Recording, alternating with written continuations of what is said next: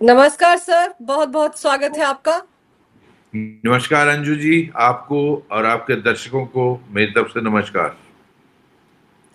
Sir, एक तरफ दिल्ली धमाका हुआ, उसके बाद बहुत बड़ी साजिश का पर्दाफाश हुआ, यानी कि जो इरादे थे सीमा पार के, भारत में एक के बाद एक कई धमाके करने की जो बड़ी साजिश थी, वो तो धराशायी हो गई।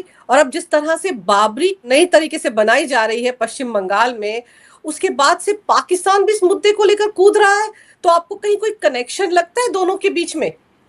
मुझे बिल्कुल अंजू जी, मैं पाकिस्तान को बड़ी अच्छी तरह से समझता हूँ। इसका अ, बिल्कुल आप देखिएगा, ये लिंक जरूर अभी तो पब्लिक डोमेन में नहीं आया।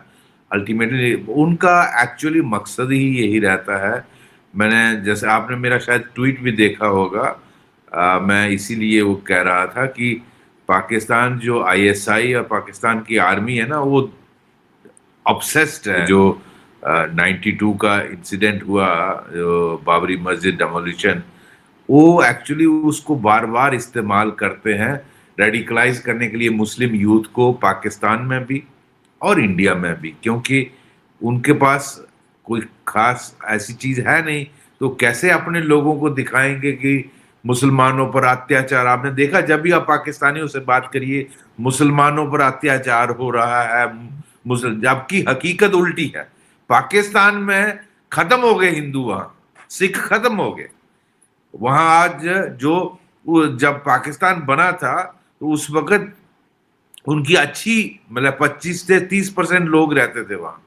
आज मुश्किल से 1-2% बचे हैं। तो कहाँ गए वो? उनको फोर्सिबली कन्वर्ट करते हैं। जो नहीं मानता है उनकी लड़कियों को अगवा करते हैं। अब पाकिस्तान का मैं पिछले 35 सालों से देख रहा हूं, 90 से देख रहा हूं उनका, क्योंकि मैंने हजारों की तादाद में टेररिस्टों को इंटेरोगेट किया है। ये बेसिक रहता है। वो भारत को, उनको उनको लगता है कि भारत में सिर्फ किसी भी तरीके से भारत को कमजोर करना है, तो आपको यहाँ किसी तरीके से दो कम्युनिटीज में एक, जो आपस में मतभेद पैदा करना है। तो उसके लिए बाबरी मस्जिद तो एक बहुत अच्छा वो है ना। एक इंसिडेंट हुआ, ये नहीं बताते कि हजारों साल से वहां राम मंदिर था, जिसको बाबर, एक आक्रांता था, जो रेपिस्ट था, वो आया, उसने सब कुछ लूटा तोड़ा, उस मंदिर को गिराया। और ये साइंटिफिकली प्रूव हुआ है, ये बिल्कुल। आर्कियोलॉजिकली प्रूव हुआ है। आप इसके बाकायदा सबूत हैं। ऊपर है सुप्रीम कोर्ट की जजमेंट, अगर आप पढ़ें उसमें सारा कुछ दिया हुआ है और एक एक चीज उसमें बताई गई है। तो उसको तोड़ा जबरदस्ती बाबर ने और वहां मस्जिद बनाई। तो अगर वो इलीगल, क्या हुआ फिर? वो मस्जिद इलीगल हुई ना। और वहां भारत में हजारों, क्या लाखों मस्जिदें हैं। उसके लिए कोई दिक्कत नहीं है। हम ये जो बाबरी मस्जिद का इशू है, ये डेफिनेटली वहां से डायरेक्शन है, ताकि इसको मुद्दे को खड़ा किया जाए। यहाँ हिंदू मुस्लिम टेंशन बढ़े, और उस जब ये ऐसी टेंशन बढ़ेगी तो मुस्लिम लड़के जो है वो रेडिकलाइज करना आसान हो जाता है। उनको ये नैरेटिव कि भारत में आपके साथ जातियां हो रही हैं, उनके लड़कों को रेडिकलाइज करना बहुत आसान हो जाता है। फिर उन्हीं के थ्रू जो इन्होंने बम, जैसे आपने दिल्ली वाला देखा, दिल्ली धम अल फला यूनिवर्सिटी वाला, तो वो डॉक्टरों को रेडिकलाइज किया गया, इस्तेमाल किया गया। हैरानगी की ये बात है कि ये मदरसा ट्रेंड नहीं थे, ये पढ़े लिखे, हाईली क्वालिफाइड, रैशनल माइंड जिनके पास होना चाहिए, उनको इस तरह से रेडिकलाइज किया कि अपने देश को तोड़ो, अपने देशवासियों को मारो। और मारा ही, फिर आपने देखा ही दिल्ली में क्या हुआ। तो ये जो बाबरी का मुद्दा है, ये बेसिकली इंस्टिगेट किया जाता है फ्रॉम अक्रॉस। अब बांग्लादेश का दोबारा पाकिस्तान जिस तरह 71 से पहले करता था, उसका इस्तेमाल भी शुरू करना। और वो वहां से बहुत, आपने देखा पाकिस्तान का एक जो जनरल मिर्जा नंबर 2 था, मुल्ला मुनीर के बाद, जो चीफ ऑफ स्टाफ था वहां, तो वो उसका विजिट था, जिसको मोहम्मद यूनुस ने वो नहीं प्रेजेंट किया, नक्शा जिसमें वो नॉर्थ ईस्ट पूरा अब बांग्लादेश के साथ दिखाया है। तो ये बेसिकली भारत को इंस्टिगेट करने के लिए यूनस करवा रहा है, यूनस इन्हीं के इशारों पे चल रहा है। तो इस पाकिस्तान ने वहां उसका विजिट करवाया चिकन नेक एरिया में। वहां वो रिपोर्ट्स ये भी हैं कि वहां एयरफील्ड बना रहे हैं चाइना की मदद से। तो प्रोवोकेशन जो बांग्लादेश और वहां आईएसआई के अफसर का विजिट होना आपने देखा पिछले कुछ महीनों से शुरू हुआ है। लेकिन हम्म। इसमें एक नया एंगल भी आ गया है कि वहां मिस्टीरियसली अननोन गनमैन आपको वहां कौन कर रहा है मुझे नहीं मालूम, लेकिन ये सच्चाई है कि अमेरिकन सीआईए के मेरे ख्याल 12-14 लोग मारे गए, आईएसआई के 7-8 लोग मारे गए। उनकी डेड बॉडीज मिलती हैं, कुछ होटल में मिली, कुछ स्विमिंग पूल में मिली, कहीं कहां मिली, और कुछ तीसरी कैटेगरी के भी लोग हैं। तो ये भी एक नया ट्विस्ट आ रहा है। तो बांग्लादेश का भी पाकिस्तान को आईएसआई, इसका मतलब आईएसआई के लोगों का आना जाना शुरू हो गया। अगर उनकी लाशें वहां मिली हैं तो उनका शुरू हुआ। तो वो इस माहौल का जो बांग्लादेश में माहौल जी। पैदा हो रहा है, जो रेडिकलाइज्ड जो जमाते इस्लामी के लोग हैं, इस्लामिक। हाँ, जो उनका इस्तेमाल करने के लिए कोशिश पाकिस्तान इस्तेमाल करके, ताकि ईस्ट, और अगर अगर आपको याद होगा मुल्ला मुनीर ने एक बार भारत को थ्रेट भी किया था कि हम इस बार ईस्ट से वो करेंगे अटैक। तो जी। ईस्ट ईस्ट क्या हो गया भाई, बांग्लादेश। तो उसका उनका नजरें हैं कि चिकन नेक पे हमला। ऐसा नहीं है कि भारत तैयारी नहीं कर रहा है, भारत सब कुछ ऑब्जर्व कर रहा है, और हमारे लोग फालतू की बात नहीं करते हैं, उस पर तैयारी पूरी है। और हमारी सेना, हमारी एयरफोर्स, हमारी नेवी पूरी तरह से तैयार है। इसका रिस्पांस क्या होना चाहिए, लेकिन और वहाँ कुछ ट्रूप्स मूव भी किए हैं, तो ब्रिगेड मूव किए हैं, और सारा उस पर जो जो रिस्पांस होना चाहिए एक अलर्ट कंट्री का वो है। मैं ये बता रहा हूँ कि ये किस तरह से पाकिस्तान ये सारा कुछ करना चाहता है, और उसके लिए वेस्ट बंगाल, और वहाँ इलेक्शन आने वाली है, आपको पता ही है, मेरे ख्याल मार्च अप्रैल में वहाँ नेक्स्ट ईयर इलेक्शन है। तो पूरा माहौल सरचार्ज्ड है, और उसका इस्तेमाल करना चाहता है पाकिस्तान, ताकि ईस्ट में पहले बंगाल, वेस्ट बंगाल से शुरू किया जाए, फिर बाकी नेबरिंग स्टेट्स, नॉर्थ ईस्ट हो, बिहार हो, उड़ीसा हो, इधर भी हरकत की जाए। जी सर, सीडीएफ बना है मुल्ला मुनीर, और जिस तरह की भाषा वो बोलता है, जिस तरह से भारत में हिंदुओं को टारगेट करता है, हम दो अलग अलग नस्लें हैं, तो सीडीएफ भी तो इसीलिए बना है ना कि कुछ नया कांड करेगा। तो अब जिस तरह से वहां की संसद में खड़ी होकर उनकी एक सांसद बोल रही थी कि बाबरी मस्जिद बनेगी, वहां पर पहली अजान ये मुल्ला मुनीर देगा, इस तरह की बातें वहां पर शुरू हो गई हैं। तो उससे तो साफ लगता है कि ये जो हुमायूं कबीर मुर्शिदाबाद में मस्जिद की नींव रखी है जिसने एक दिन पहले 6 दिसंबर को, इसका मतलब तो साफ है कि कहीं ना कहीं उसके तार वहां से जुड़े हुए, वहीं से उसको बैकअप मिल रहा है। अंजू जी, अगर तार जुड़े नहीं होते तो ये कैसे है कि वहां ये बोला जाता है और यहाँ नीम रखी जाती है। वहां बोलते हैं कि मुल्ला मुनीर जो है इसकी अजान देगा, तो यहाँ उसकी तैयारी हो रही है कि पहले हम मस्जिद खड़ी करेंगे। बेसिकली वो पाकिस्तान आईएसआई का, मैंने कहा ना, वो ऑब्सेस्ड है, और इस चीज को वो इस्तेमाल करके वो सोचते हैं कि हम भारत को तोड़ सकते हैं। अदरवाइज उनको पता है कि हमें मार पड़ती है। उन्होंने देख लिया ऑपरेशन सिंदूर के टाइम पर, उनको मार पड़ती है भारत से। अब अल्टीमेटली वो सोचते हैं कि भारत का ये वीक पॉइंट है, इसको किसी तरीके से इस मुद्दे को खड़ा किया जाए, उसके लिए बाबरी मस्जिद इस्तेमाल की जाए, उसके लिए मुस्लिम लड़कों को दिखाया जाए कि आपके साथ क्या हो रहा है, आपकी मस्जिदें तोड़ी जाए। भाई, तुम्हारे बाबर एक आक्रांता था जिन्होंने तुम्हारे दादियों की जबरदस्ती कन्वर्ट किया। आप में से मेजॉरिटी लोग उसमें से उन फोर्सिबली कन्वर्ट किया गया, और वहां तोड़ा उसको, जो भगवान राम का जन्म स्थल था उसको जी। तोड़कर एक मस्जिद बनाई। आज उसके देश में उसको कोई नहीं पूछता। उसको बाबर को जहां से आया है उधर कोई नहीं पूछता, उसका नामो निशान नहीं है। लेकिन उसकी जो इलेजिटिमेट औलादे हैं यहाँ, वो बाबर बाबर का एक बनाया हुआ है, या आपको इतना उसका फिक्र है, उसके अपने देश में कोई पूछता नहीं। ये देखिए बाबर का मुद्दा सिर्फ भारत में, पाकिस्तान और बांग्लादेश, और कहीं दुनिया में नहीं है। उसको कोई नहीं पूछता, उसके अपने देश में कोई नहीं पूछता। तो ये है बेसिकली, पाकिस्तान इसको यूज करना चाहता है ताकि भारत को कमजोर किया जाए। ये साजिश समझनी चाहिए। सर, आप बिल्कुल सही कह रहे हैं कि ये जो साजिश है दरअसल इस सीमा पार से इसके तार जुड़े हुए हैं। पर एक चीज और है, ऑपरेशन सिंदूर के वक्त कह दिया गया था कि अगर पाकिस्तान कोई नापाक हरकत करेगा तो फिर उसको मजा चखाया जाएगा। ऑपरेशन सिंदूर ऑन है, ये हमारे देश में हमारे प्रधानमंत्री ने, हमारे सेनाध्यक्षों ने बार बार कहा कि कोई भी act of terror will be act of war. तो इसीलिए एक नई स्ट्रेटजी के साथ ये भारत के अंदर जो मुस्लिम युवक हैं, जैसे वो डॉक्टर थे जिहादी, इन सबको इंस्टिगेट किया, इन सबको इतना रेडिकलाइज किया कि इन्होंने अपने ही देश में धमाके का एक बड़ा सा प्लान बना दिया। सीमा पार से तो कुछ नहीं आया, इस बार तो कोई भी आतंकवादी वहां से नहीं आया। और बिल्कुल ऐसा ही ये पश्चिम बंगाल में कर रहे हैं, बाबरी मस्जिद का फिर से ढांचा खड़े करने की कोशिश करके वहां के यूथ को भड़का रहे हैं। और बांग्लादेश कितना दूर है सर, बिल्कुल साथ तो वहां बॉर्डर लगता है। बिल्कुल, बांग्लादेश तो बिल्कुल साथ में है उधर से। इनफैक्ट ये जो मुर्शिदाबाद है और ये दो दो तीन डिस्ट्रिक्ट हैं जहां पॉपुलेशन को बदल दिया गया है इनफिल्ट्रेशन करके, और आज उसी का ये नतीजा जो आप देख रही हैं।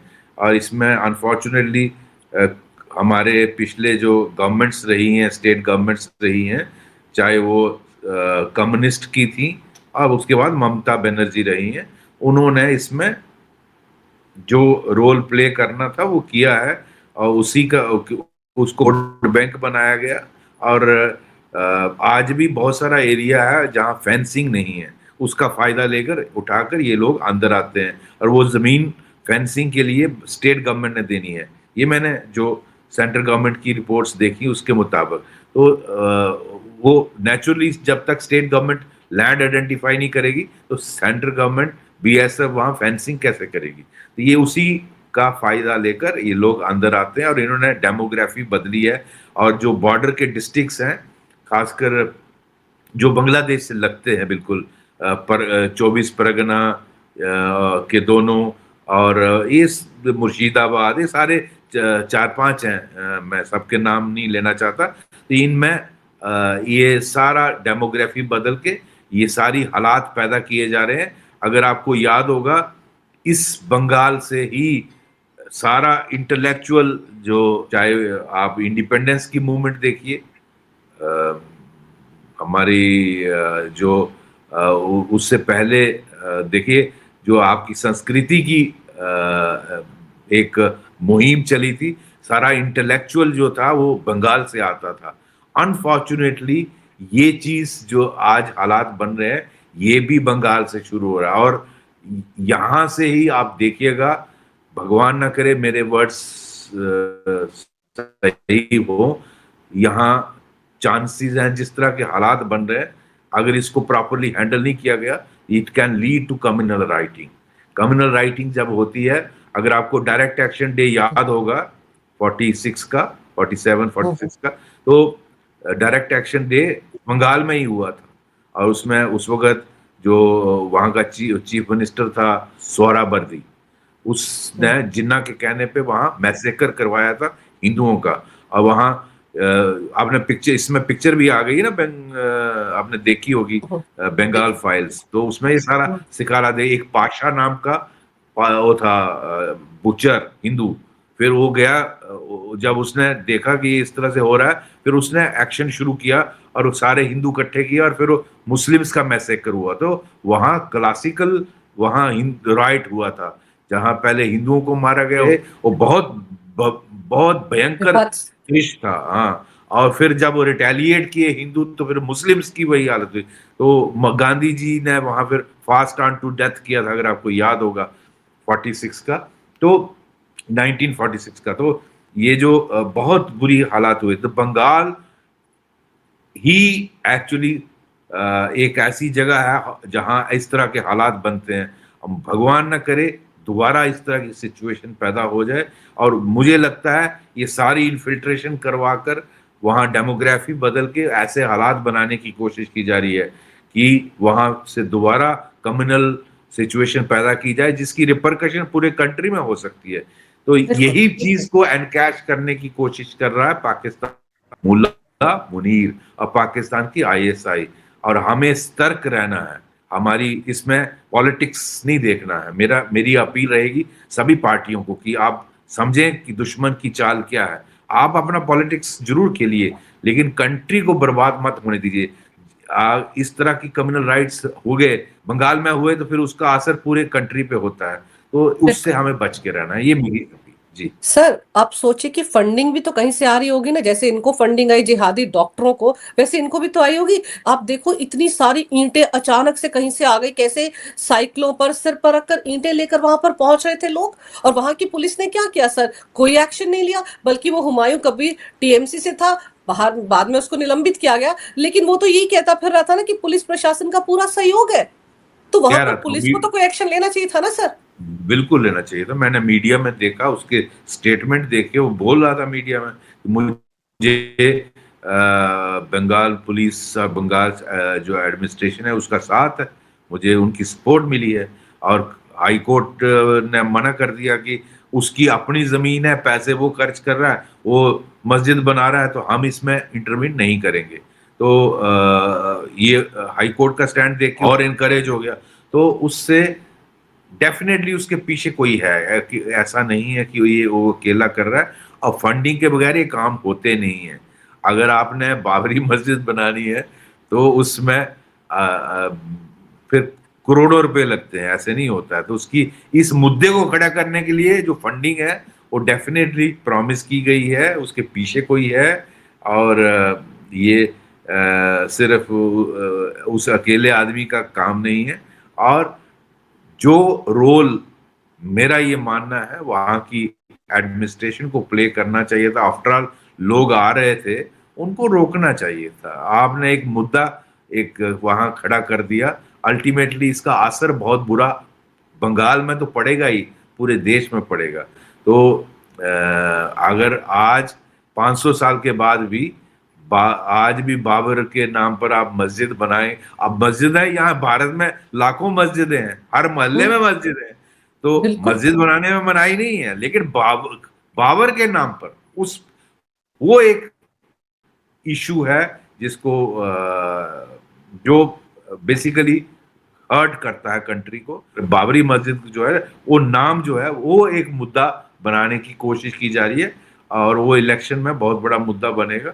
और उस पर मुझे लगता है कम्युनिटी का वोट हिलाना। इसमें ममता बनर्जी ने लोग कहते हैं कि शुरू में उन्होंने इसको हुमायूं को, पहले उन्हीं की पार्टी में था, उसको शायद इनकरेज किया, लेकिन बाद में जब ये हो गया तो उन्होंने निकाल दिया इसको, अपनी पार्टी से निकाला हुआ है निलंबित। लेकिन अब हुमायूं के पीछे देखना चाहिए कौन है, ये कौन करवा बिल्कुल रहा है, ताकि पूरे बंगाल में आग लगाई जाए। सर, और ताज्जुब की बात यह कि अब उसने अलग पार्टी बनाने का ऐलान भी कर दिया। उधर ओवैसी ने कह दिया कि हम एक स्मारक, बाबरी मस्जिद का एक स्मारक बनाएंगे हैदराबाद में। आप सोचिए बाबरी के नाम पर कहां कहां क्या खेल शुरू हो गया। सर, ये संविधान की शपथ लेकर ओवैसी टाइप लोग सांसद बनते हैं और देश की सुप्रीम कोर्ट के फैसले कोई नहीं मानते। क्या बताएं इनका। अब ये जो एक आक्रांता था जिसने इस देश में लूट मार की, जिसमें हजारों को मारा, फोर्सिबली कन्वर्ट किया, लेडीज के साथ क्या क्या अत्याचार हुए, आप उसका स्मारक बना रहे हो। आप टीपू सुल्तान का स्मारक बना रहे हो। आप जो टेररिस्ट मरता है उसका वो बनाते हो स्मारक। तो इस तरह की जो पॉलिटिक्स है वो बड़ी घटिया नीच लेवल की होती है, वो देश में नफरत फैलाने की। मुझे नहीं लगता देशवासी जिसको जरा भी प्यार अपने देश से होगा, चाहे वो किसी भी कम्युनिटी का हो, वो बाबर के बारे नाम पर स्मारक से खुश नहीं होते हैं। ये वही वही खुश होगा जो अपने आप को उसकी संतान मानते हैं, इलेजिटिमेट संतान मानते हैं। उनको आज 500 साल के बाद बाबर क्यों याद आ रहा है? बाबर कौन सा उनका रिश्तेदार लगता था? अनलेस वो अपने आप को उसकी संतान मानते हैं, तो ये उन्हीं को तकलीफ है। मुझे नहीं लगता देश में लोग पसंद करते हैं। हाँ, उसने यहाँ लूटमार की, हमारे भगवान राम का जो जन्म स्थल पर मंदिर था उसको तोड़ा, ये साबित हुआ आर्कियोलॉजिकली। ये साबित हुआ है, हमारे जो जितने भी आर्कियोलॉजी सर्वे ने जो उसमें इन्वेस्टिगेशन की और खोजा, उस ये सारा कुछ साइंटिफिकली प्रूव हुआ है और सारा कुछ सुप्रीम कोर्ट की जजमेंट में पूरा मेंशन है। जी। बिल्कुल सही कह रहे हैं आप सर, सुप्रीम कोर्ट की जजमेंट में मेंशन है, लेकिन तथ्यों को तो ये लोग वोट बैंक के खातिर कहीं दफन कर देते हैं ना। लेकिन ये हुमायूं कबीर जो ये अचानक से बाबरी मस्जिद का मुद्दा लेकर आ गए, इसके पीछे की फंडिंग और इसका क्या कनेक्शन है पाकिस्तान से, इस नजरिए से पूरी पड़ताल होनी चाहिए। पहले उन्होंने जिहादी डॉक्टरों को पैदा किया, जब वो वाला हमला जो था वो नाकाम रहा, तो उन्होंने ये नया मुद्दा खड़ा कर दिया है बाबरी मस्जिद का। सर, आपने समय निकाला, इस विषय पर बहुत ही अहम जानकारी मेरे दर्शकों को दी। आपका बहुत बहुत धन्यवाद। नमस्कार, जय हिंद। धन्यवाद, धन्यवाद अंजू जी, धन्यवाद।